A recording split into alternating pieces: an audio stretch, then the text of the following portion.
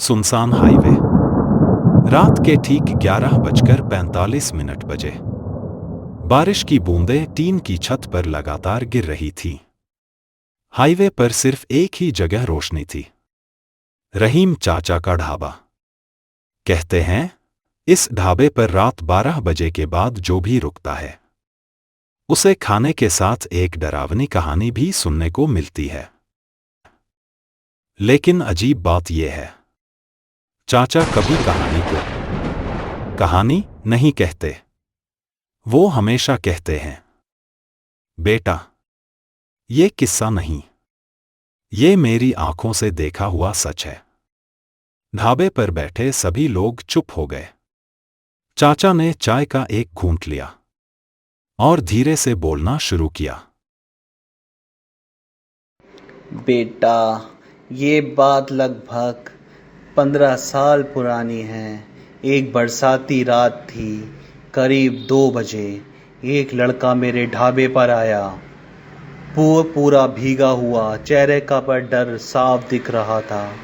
उसने कहा, चाचा चाचा जल्दी एक चाय बना दो, और अगर हो सके तो मुझे सुबह होने तक यहीं बैठने दो। क्या हुआ बेटा? उसने कांपते हुए जवाब दिया। लड़का, पीछे कोई मेरा पीछा कर रहा है। मैंने बाहर देखा, पूरा हाईवे खाली था, दूर दूर तक कोई इंसान नहीं। मैंने सोचा, शायद डर गया होगा।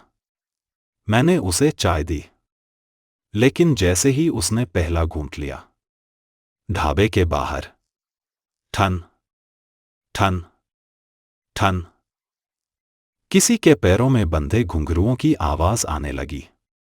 इतनी रात को हाईवे पर घुंघरू? मैं बाहर निकला, कोई नहीं था, लेकिन आवाज धीरे धीरे ढाबे के बिल्कुल पास आने लगी। वापस अंदर आया तो देखा, वो लड़का कुर्सी के नीचे छिपा बैठा था। उसकी आंखें दरवाजे पर टिकी थीं। वो बस एक ही बात बार बार बोल रहा था, उसे अंदर मत आने देना, वो इंसान नहीं है। तभी ढाबे का दरवाजा अपने आप खुल गया। अंदर ठंडी हवा का झोंका आया।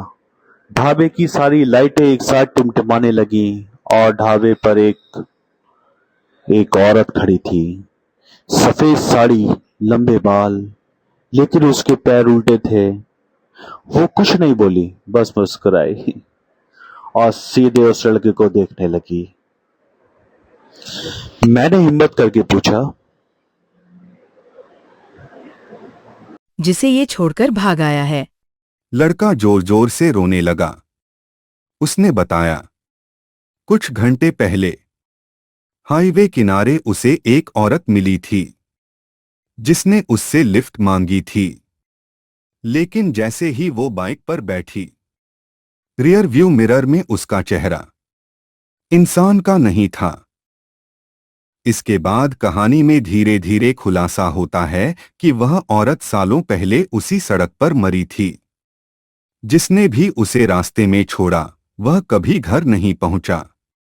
लड़का किसी तरह भागकर ढाबे तक पहुंचा, लेकिन आत्मा उसका पीछा करते हुए वहां भी आ गई। चाचा पुराने ताबीज और कुरान की तिलावत से सुबह होने तक उसे बचाने की कोशिश करते हैं। सुबह की पहली अजान के साथ वह औरत गायब हो जाती है, लेकिन लड़का भी बिना कुछ बोले ढाबे से निकल जाता है।